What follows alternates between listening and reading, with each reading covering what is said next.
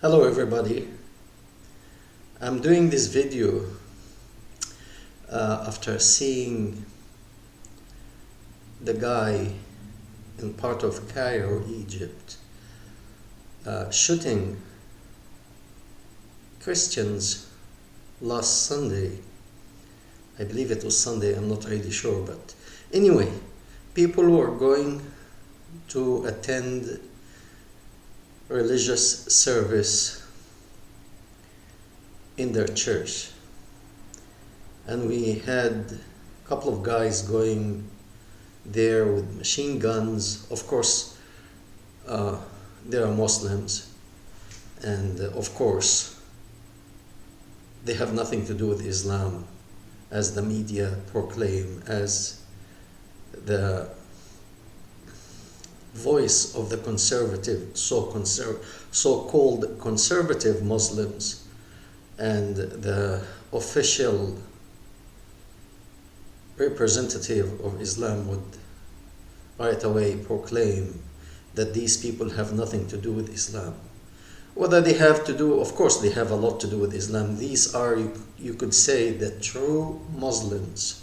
These are the people that they are following in the footsteps of Muhammad and his early followers. All this atrocity that we see today is emulating what Muhammad and his early followers have done. So the media is lying, and it seems to me like the deep state is conspiring with the media. I don't think this is a great discovery to use these zealous Muslims to split people and to create confrontation. Reality is, confrontation took place already, and this is the beginning. In the 70s, we used to hear about terrorist activity here and there, and in a way it was like rare, once every couple of years, and not with the magnitude that it's after September 11th, and now it became on a grand scale. So we have to be realistic. This is the beginning, and the confrontation is not that is going to take place. The confrontation already took place. And to see innocent people, men and women and children, murdered, cold-blooded, by these gangsters, by these losers, Muslim losers. Islam brought that destructive ideology to brainwash the idiots, and Islam succeeded in this area, I have to admit.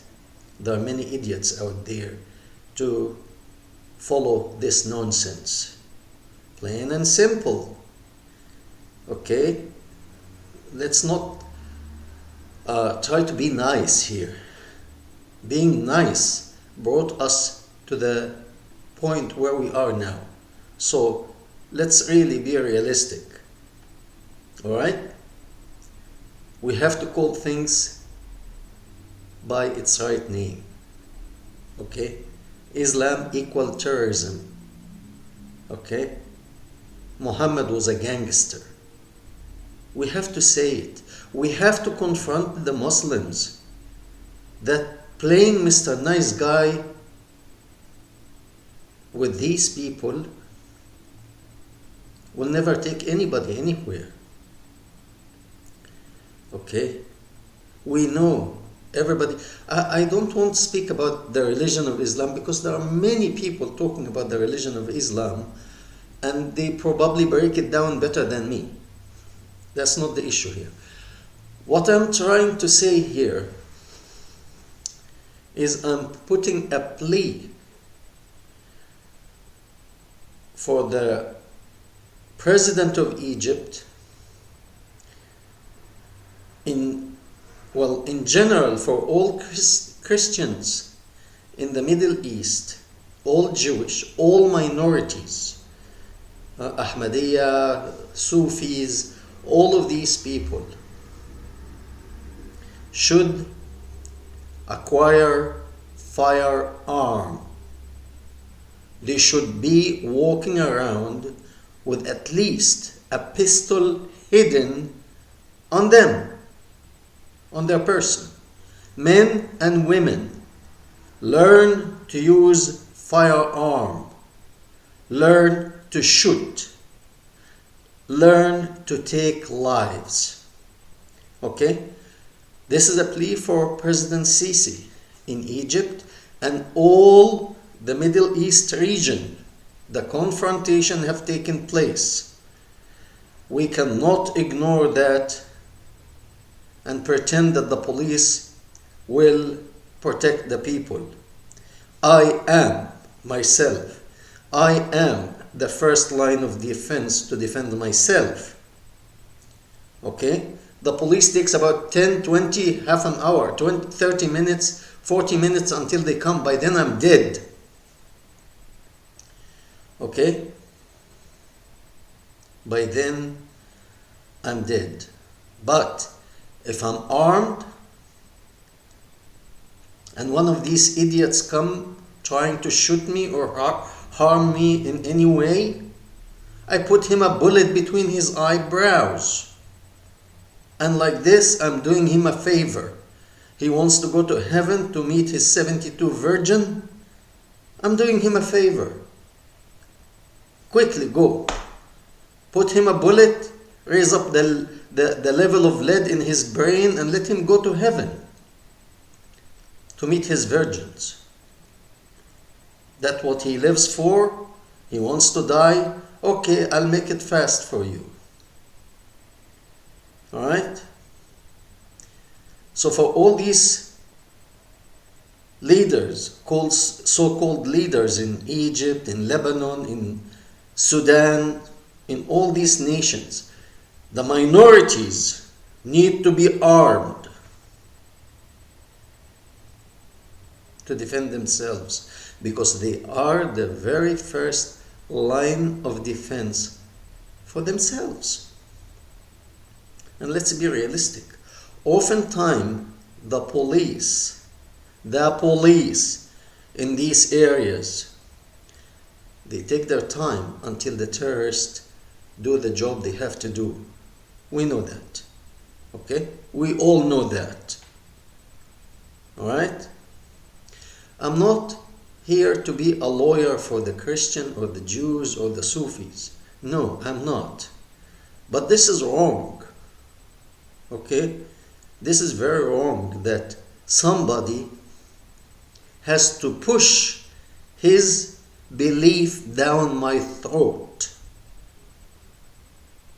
All right? If I want to be an atheist, I have the right, the God-given right, to be whatever I want to be. Okay? For those who are really trying to be Muslims, read your book. Read your book. Your book says, in the beginning, when God created Adam and Eve, He warned them not to touch the tree. And He left them to be free. And He can see that they are going against Him and touching this tree. He didn't come down and kill them. No. He let them decide. He let them to be free. People supposed to be free. Alright? Muhammad doesn't know my desire and what's good for me. I know for myself what's good for me. Nobody tells me what's good for me. So if these people also, they are grown-up people, if they want to be Christian, it is for them. Leave them alone. If you don't, you will get a bullet in your head. Now I would like to touch on the Second Amendment in the United States Constitution, when the forefather established this country, the United States, they actually made sure that citizens are armed to the teeth. Okay, I live in Pennsylvania in the United States, in one of the rural areas all the way out. We have no police, hardly any police. Why? Because each house, each home has at least 3-4 guns. Okay? So a thief will not bother entering or breaking into one of these homes. Whereas next state to us, New Jersey, they don't allow citizens to be armed, and therefore the crime is much higher. Chicago is the same thing, and the crime rate is extremely high. Why? Because the criminals know that citizens have nothing to defend themselves. So they kill them, they rob them. Okay? Because they have no way to defend themselves. Alright? When a robber comes to a woman or even a man with a gun pointed to the head and say, "Give me what you have," and if he or she doesn't, he shoots them dead. And sometimes even he takes what they have and he shoots them anyway, so that they don't tell on them. So firearm is very important for the minorities and for everybody to defend themselves. Who will defend me better than myself? Who will fight for my life more than myself? So this is a request for the leaders in the Middle East region. Your minority, you have to give them permit to carry firearms to defend themselves. There is no other way. They will actually do a better job than the police and the Secret Service. Right? Of course there will be accident, but accident happens. When we drive cars, we sometimes have accident. But accident is not the same as when people murder other innocent people. When a person is killed in an accident, that's different. So if somebody by accident shoots himself or shoots somebody else by accident, yes, this is an accident. But those who are coming to destroy, to kill, to murder, they deserve a bullet in the head. Okay? The forefather of the United States, when it was established, actually that's part of it, to have firearm to defend it. The other part, which the government to carry arms, which is the most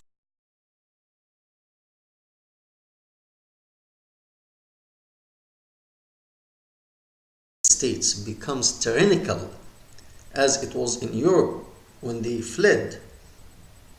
Then they will carry their weapons, their arms, their firearms, and march to the capital and take the government down and elect another government.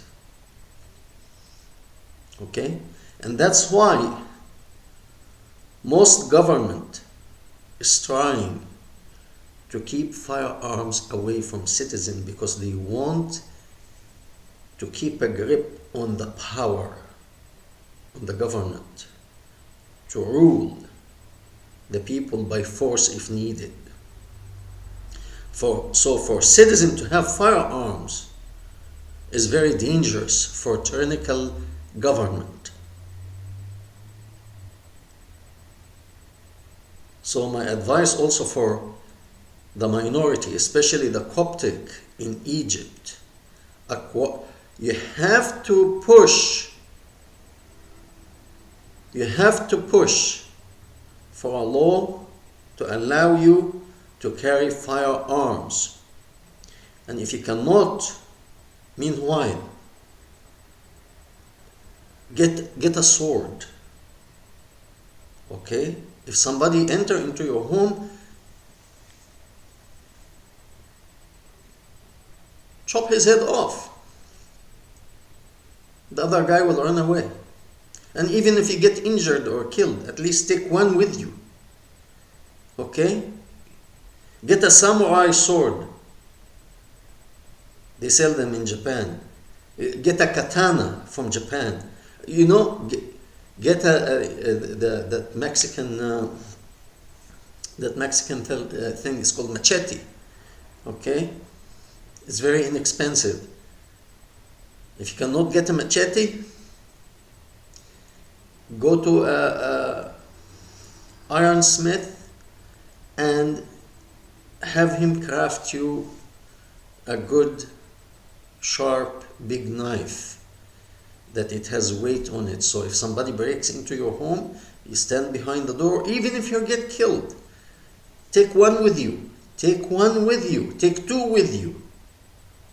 Don't just stand still and wait for the government to come to protect you.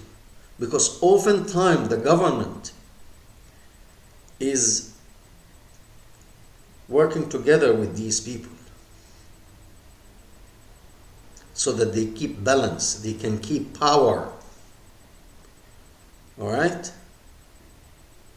This is my advice for the minority in Egypt to have firearms. Thank you very much. God bless you. See you soon.